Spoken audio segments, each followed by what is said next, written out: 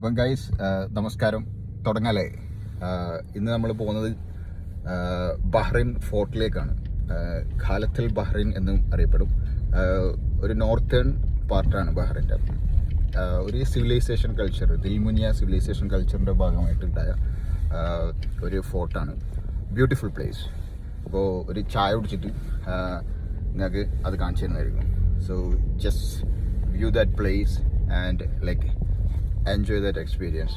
അങ്ങനെ ഗൈസ് നമ്മളെന്താ ഈ ബഹ്റൈൻ ഫോർട്ടിൻ്റെ, അതായത് 2300 years പഴക്കമുള്ള ബഹ്റൈൻ ഫോർട്ടിൻ്റെ ഗേറ്റിലേക്ക് എത്തിയിട്ടുണ്ട്. എന്ത് മനോഹരമായ ഗേറ്റല്ലേ! ഇവിടുന്ന് ഒരു കുതിര എടുത്തിട്ട് പോകണം, മനസ്സിലായോ? വാവ്! ഇവിടുന്ന് കുറച്ച് നടക്കാനുണ്ട്, മനസ്സിലായി. അപ്പോൾ ആ ഒരു രീതിയിൽ ഇവർ ബിൽഡ് ചെയ്ത ഒരു സ്ട്രക്ചറും കാര്യങ്ങളും നമുക്ക് അങ്ങോട്ടേക്ക് നടന്നിട്ട് കാണാം. ഓക്കെ, വാവ്! അപ്പോൾ ഇത് യുനെസ്കോൻ്റെ ഇതാണ് എൻട്രൻസ് വരുന്നത്. അപ്പോൾ ഇവിടെ യുനെസ്കോൻ്റെ ഒരു ബോർഡ് കാണാം.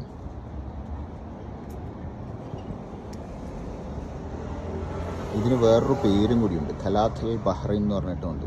ഒരു 2300 ബിറ്റ്വീൻ പീരീഡിലെ BC പീരീഡിലുള്ള ഒരു കോട്ടയാണ്.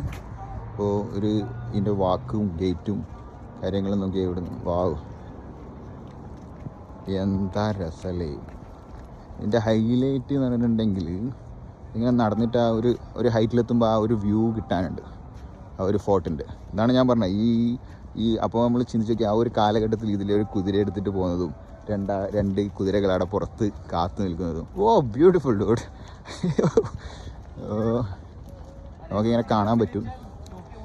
ആണ് ഫോർട്ട്. കുറച്ച് ദൂരമുണ്ട്. പിന്നെ അതേപോലെ അതിൻ്റെ അപ്പുറത്തെ സൈഡിൽ വരുന്നതാണ്. നല്ല ലൈറ്റും കാര്യങ്ങളും വെച്ചിട്ടുണ്ട്.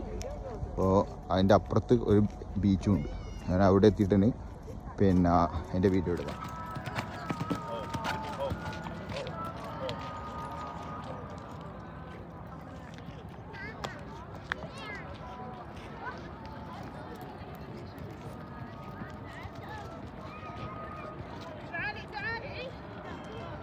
നല്ല അത്യാവശ്യം ആൾക്കാരുണ്ട് കേട്ടോ. ഇപ്പുറം ഓപ്പോസിറ്റ് സൈഡിലാണെങ്കിൽ നല്ല ബ്യൂട്ടിഫുൾ ആയിട്ടുള്ള സിറ്റി വ്യൂസിൻ്റെ.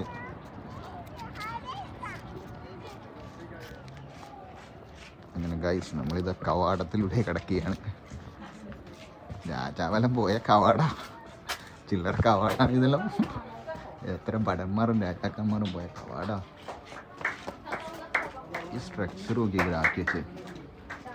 വാവ്, അമേസിങ്. لا ماما انا كل مره نازله.